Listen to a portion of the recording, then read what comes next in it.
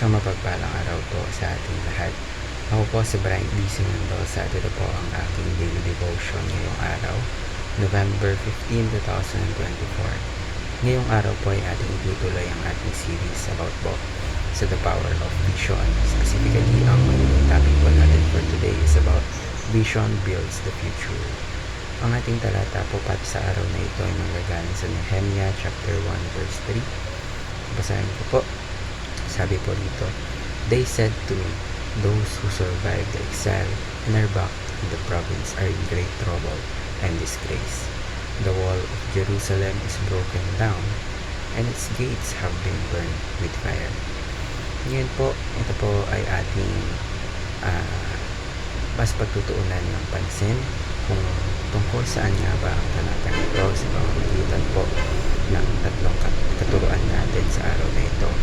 Una po, vision is born out of a problem. So, ang vision po, nagsisimula po ito kapag nare-recognize natin ang isang bagay na nangyari sa atin as a challenge.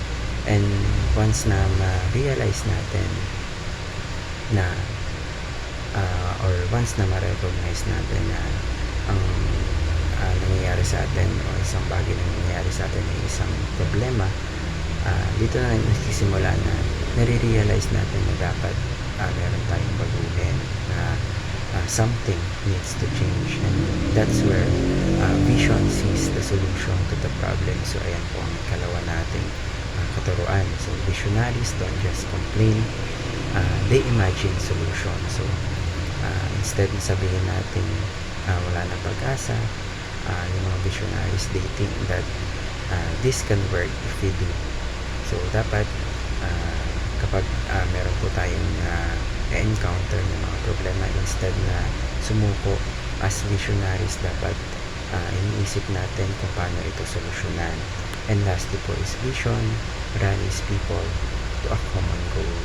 So vision is powerful because naka-inspire siya ng mga tao. So when you clearly articulate your solution, yung mga tao gugustuhin na makasama ka. So isipin mo yung mga leaders katulad ng mga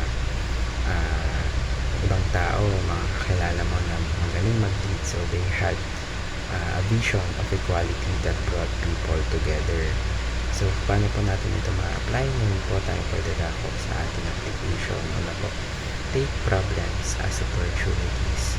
Huwag kang matakot sa mga problema, kasi yung mga problema na yan, after mo malampasan, napakasarap po sa pakiramdam dahil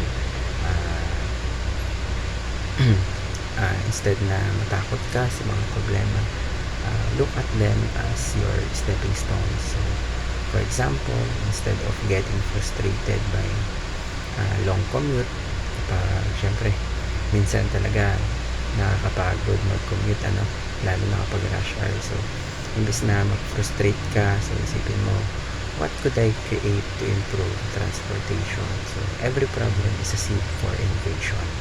Ikalawa, find solutions from God.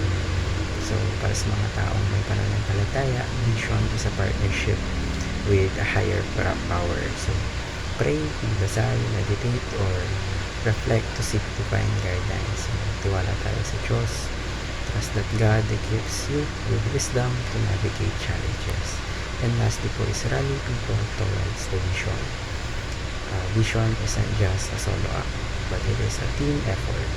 So, share mo yung mga ideas mo, try to inspire others, and build a community around your solution. When everyone is aligned, the vision grows stronger and becomes reality. Naway marami po tayong tutunan sa araw na ito.